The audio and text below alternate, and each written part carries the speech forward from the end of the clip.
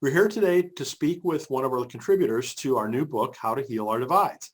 Reverend Brandan Robertson is a noted author, activist, and public theologian working at the intersections of spirituality and social renewal. A prolific writer, he's the author or contributor to 12 books on spirituality, justice, and theology, including Indy's Book of the Year Award finalist, True Inclusion, Creating Communities of Radical Embrace, and the best-selling devotional, Strength in Faith.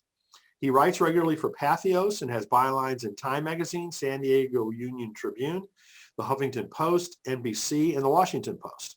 As a trusted voice on progressive faith and politics, Brandan is a regular commentator in national and global media outlets, including National Public Radio, The Independent UK, The New York Times, and Politico. Brandan's worked as a national organizer of people of faith for respected organizations such as Interfaith Alliance of Colorado and Faith in Public Life, and is a founding member of the Union of Affirming Christians and the Global Interfaith Commission on LGBTQ plus lives. Brandan has also been a featured speaker at several of our Writing for Your Life events.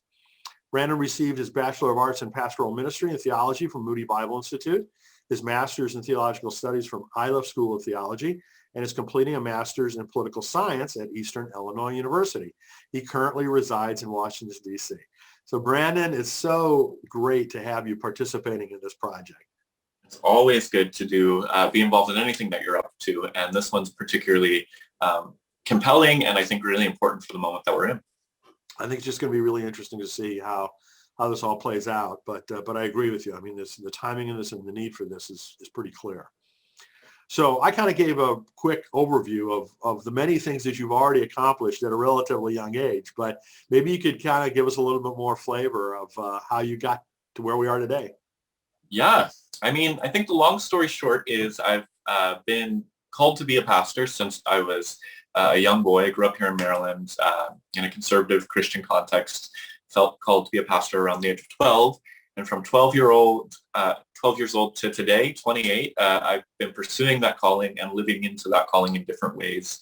Of course, my faith and life has shifted and evolved a ton over that time span. I'm definitely quite a progressive Christian today. I now identify openly gay, which was a long journey in my theological process. And I also began to see my calling in pastoral ministry as not limited to the four walls of a church, but actually I felt like the true ministry I was being called to is to use my voice as a tool for speaking truth to power and bringing about change in society. And so I spent a lot of time doing organizing work with organizations you mentioned earlier, and I'm working on a Master's of Political Science. I'm here in DC now after pastoring a church for 4 years because I really felt like, one, I can still continue to teach and preach and educate about faith using the internet, which is something me and you were just talking about. And I can be involved in full-time advocacy and activism work here in DC to actually bring about tangible change in the world. And so that's what my ministry looks like today. And that's exactly what I decided to talk about in this new book project. So. Yes. Well, like I said, I'm so happy to have you participating in this. And I know your essay is going to be focused on kind of the types of people that are required to create change. So tell us a little bit about your thinking there. Yeah, so when I first began the work of change making around the topic of LGBT inclusion, I came from the evangelical world. And so I felt called after I came out and was kind of rejected from that world to want to go back and create change because these were my people. And even though they were distancing themselves from me, I still loved them and they formed me. And so I found myself continually going back into non-inclusive spaces and trying to have conversations with leaders and lay people alike about my experience as a gay Christian, about theology, about all of those things. And that actually became one of my biggest passions. And before COVID, every year, I've been hosting these gatherings of evangelical megachurch pastors and LGBT leaders behind the scenes, behind closed doors. And we would meet for a few days and just really talk and get to know one another outside of the theological differences we had, because the theory of change, I believe, is that if we can form empathic understanding, if we can have a real relationship, that's how you ultimately change hearts and minds. But about halfway through my journey of doing that work, I saw a shift happen within my own self and in the work that I was doing, to not only understanding that heart and mind change work is important, but also valuing the work of those who might be called activists, those who are speaking truth to power, those who are ready to protest and kind of turn over tables when injustice is happening. And as a bridge builder, I used to look at that at one point in my journey and say, those people are being completely unhelpful to what we're trying to do, right? Like, by them being so vocal and out there, they're actually making it harder for me to have the conversation that I'm having. But then I found myself one morning waking up and being an activist, spending time calling people out. And I had this kind of moment where I was trying to figure out what shifted in me from being just kind of the behind the scenes advocate that I was to now deciding that I needed to speak out publicly. And that led me on a journey to a place where I am today, where I really see that both the advocate and the activist are fundamental in any movement of social change. And so I've looked at the history of every major social reform movement in American history, and there's always been those who are willing to go behind the scenes and kind of influence and infiltrate those who might be seen as the enemy and form relationships with them and bring about incremental change in their hearts and minds. And there's always been a need for people to be in the streets saying, like, this institution is corrupt. The church needs to change. And so what I'm trying to explain in this essay is this new perspective that I'm sitting in. It's not new for so many people in this space, but coming to the realization that we can't, both perspectives are necessary, and so often in the activist world, we see a demonizing of them. So if you're an activist, you demonize the advocate as being a sellout because they're talking to and forming a relationship with the enemy. And if you're an advocate, you look at the activist and say, you're screwing everything up because you're just making them think we're all radical, liberal, burn everything down. And as many people know, one of the common antidotes is like the civil rights movement. You have Martin Luther King and the Malcolm X. You had two different approaches to bringing about justice, but both are essential and were essential to get the civil rights movement the momentum it had. And I just want to help people see that for the conversation around LGBT inclusion, but also any conversation that we're having, there needs to be an embracing and a celebrating and an empowering of both advocacy and activism if we're going to see any substantial change. Interesting. That's a great perspective. And I mean, I hadn't thought of it that way before, but I've actually, had to make some of those kinds of decisions for myself.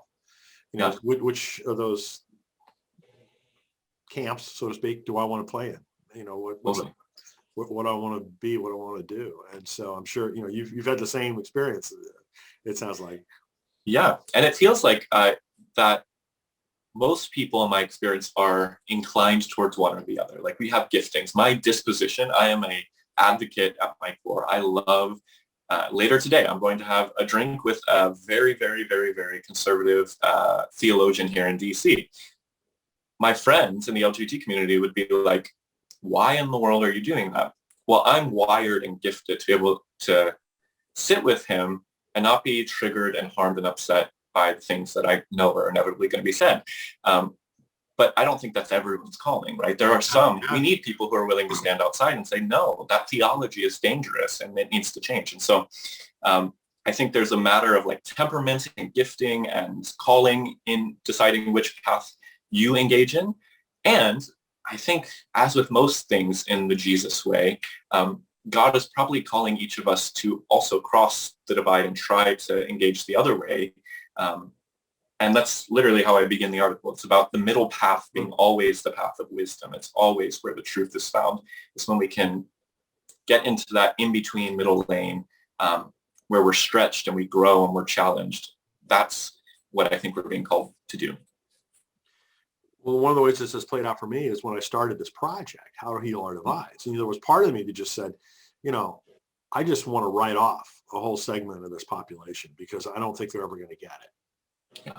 And then the other part of me said, nope, you can't do that.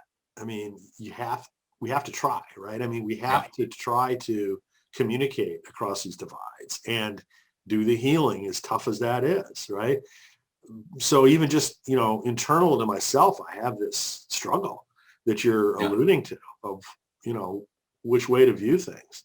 And Yeah. in this position that I'm playing by pulling together all these organizations, one of the things I've realized is that I couldn't do the work that they're doing because my temperament, is not adequate to have the patience, quite frankly. It's the biggest thing, I think, to be able to do the things that all these folks are doing. And just like what you're describing, for your meeting later today.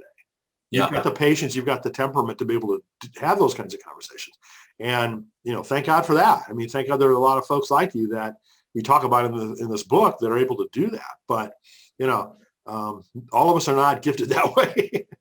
Totally. And I think that's the other side of this. While I'm calling people to embrace both, we need to also be careful not to be shaming the other side because, again, like it's amazing how in these activist worlds and in the slew of organizations that exist in the world that take one of these two approaches, there is almost a new dividing that comes between like the advocate organizations who want to build relationships don't want to interact with the activist organizations, and the activist organizations don't want to interact with the advocate organizations.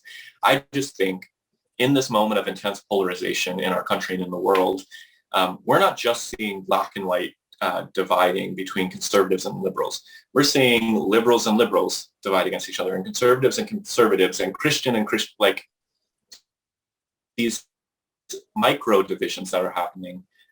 I think the message under the image is that we've got to find ways ultimately, and this is, I feel like is my life message, to empathize even with our own people who see things differently and understand there are different approaches. And if we're going to change the world, we should be throwing every approach we have at the process of changing the world rather than deciding that there's only one right way. And I feel like just warning us against the new fundamentalism that I feel like we can all so easily be drawn into, no matter left, right, Christian or not Christian. We need to resist the urge to be binary, fundamentalistic, and be open to multiple paths to bringing about transformation. Well, I mean, yes, I totally agree with you. And I mean, one of the things I keep having to remind myself is that, I'm not always right. By definition, I'm not always right. I'm a human being, right? That's imperfect. And so none of us are always right. Yeah. All of us have things to learn from people who we may not necessarily agree with. Totally. And I mean, that's it. We're in an era that lacks humility, right? And that's for all of us. It's easy to demonize the others and say they're the ones without humility. Nobody has humility in 2021. It's very hard on the public stage at least to look and find anybody who's willing to compromise or change or listen to someone. And again, sometimes there needs to be a line drawn. Sometimes compromise isn't an option. Sometimes things are black and white.